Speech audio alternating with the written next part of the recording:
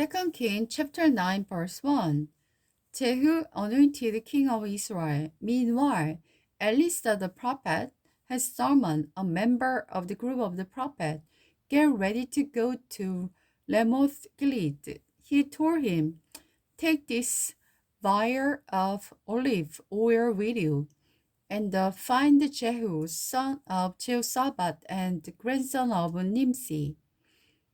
Call him into a back room away from his friends and pour oil over his head. Say to him, this is what the Lord says. I anoint you to be the king over Israel. Then open the door and run for your life.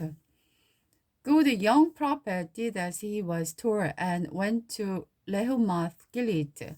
When he arrived there, he found Jehu sitting in a meeting with the other army of officers. I have a message for you, Commander, he said. For which one of us? Jehu asked. For you, Commander, he replied. So Jehu left the others and went into the house. Then the young prophet poured the oil over Jehu's head and said, this is what the Lord of God of Israel says. I anointed you king over the Lord's people Israel. You are to destroy the family of Ahab, your master. In this way, I will avenge the murder of my prophet and all the Lord's servants who were killed by Jezebel. The entire family of Ahab must be wiped out. Every make, slave and free alike in Israel. I will destroy a family of Ahab as I destroyed the family of Jeroboam, son of the Nabat, and the Bathsheba, son of Asa. Those were Ahab's wife Jezebel at the plot of the land in the Jezreel, and no one will bury her. Then the younger prophet opened the door and ran. Jehu went back to his fellow officers, and one of them asked him, what did that crazy fellow want?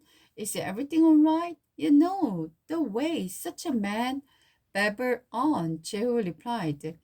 You are lying, they said. Tell us. So Jehu told them what the man had said, and at the Lord's command, he had been anointed king over Israel. They quickly spread out their cloak on the bare steps and blew a trumpet, shouting, Jehu is the king. Jehu killed Joram and Ahaziah, Jehu son of the Jehoshaphat and the grandson of the Nimsi, formed a prophecy against King Joram. Now Joram had been with the army at Ramoth Gilead, defending Israel against the force of King Hazael of Aram, but Joram had been wounded in the fighting and had returned to Jezreel to recover from his wound. So Jehu told the man with him, since you want me to be king, don't let anyone escape to Jezreel to report what we have done. Then Jehu got into a chariot and rode to Jezreel to find King Joram, who was lying there wounded. King Ahaziah of Judah was there too, so he had gone to visit him. The watchman on the tower of Jezreel saw Jehu and his company approaching, so he shouted to Joram, I see a company of troops coming. Send out a rider to find out if they are coming in peace. King Joram shouted back. So a rider ran out to meet Jehu and said, the king wants to know whether you are coming in peace. Jehu replied, what do you know about peace? Get behind me.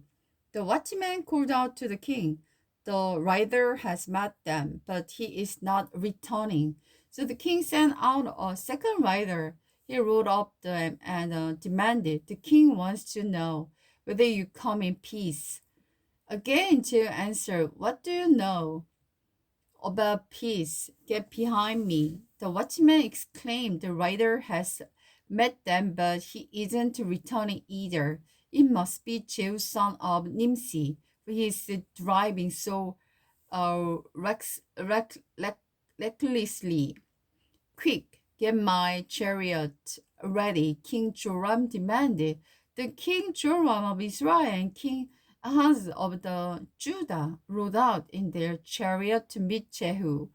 They met him at the field and had belonged to Naboth of Jezreel. King Joram demanded, "Do you come in peace, Jehu?"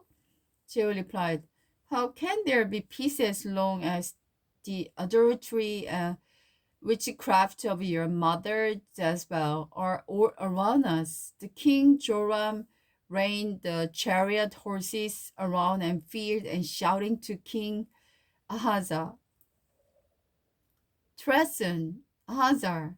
Then Jehu drew his bow and shot Joram between the shoulder. The arrow pierced his heart, and he sank down dead in his chariot.